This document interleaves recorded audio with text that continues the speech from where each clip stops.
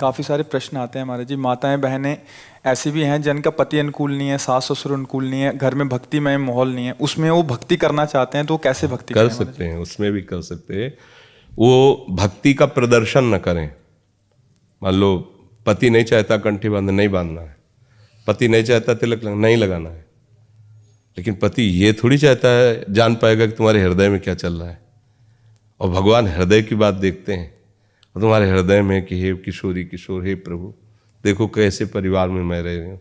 नाथ इनका विरोध करूंगी तो घर से निकाल दी जाऊंगी, मारी जाऊंगी, कलह होगा। प्रभु राधा राधा राधा, उसको भगवत प्राप्ति होगी। उसी बीच में भगवत प्राप्ति। ऊपर वो सबके साथ बर्ताव भक्त का ही करे, वो उनके साथ दुष्टता का व्यवहार न करे।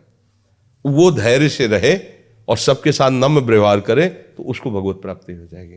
देखो सखुबाई, उनका पति विरोधी उनके साथ बांध के मारते थे, लेकिन वो कभी कटु वचन भी नहीं बोलती थी और गुप्त रूप से भगवान की भक्ति करती थी। परिणामतः भगवान सखुबाई बनकर के उनके घर में रहे और सखुबाई को दर्शन के लिए, ये कितनी बड़ी बात है। तो हमें लगता है कि विरोध तो भक्त के द्वारा होना ही नहीं चाहिए। भक्त का विरोध होगा पर भक्त के द्वारा किसी को झगड़ा लड़ाई विरोध नहीं, शायद कोई जान न पावे।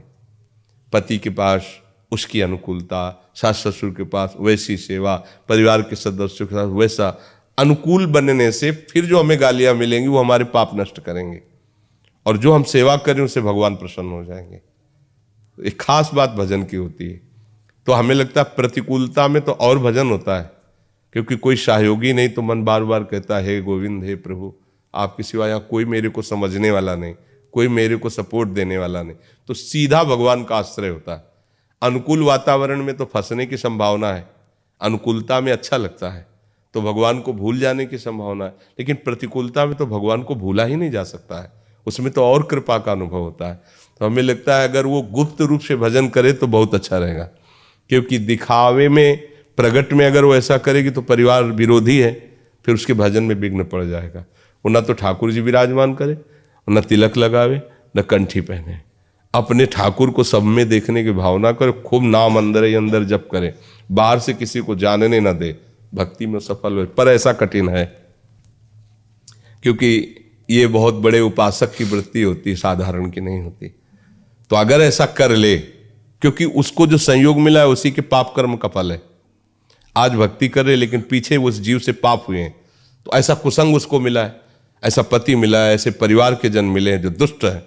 दुष्ट की संगति पाप के फल से मिलती है और उत्तम संगति पुण्य पुंज बिन मिले ही ना संता। तो पुण्यों के समूह से सत्पुरुषों का संग होता है, तो पाप के समूह से असत पुरुषों का संग हुआ, तो असत परिवार का संग हुआ तुम्हारी कर्म से। तो संयोग तो तभी बैठा ना। अब आप अपने कर्म संभाल लो तो आप विजय को प्राप्त हो जाओगे। ऐसा है।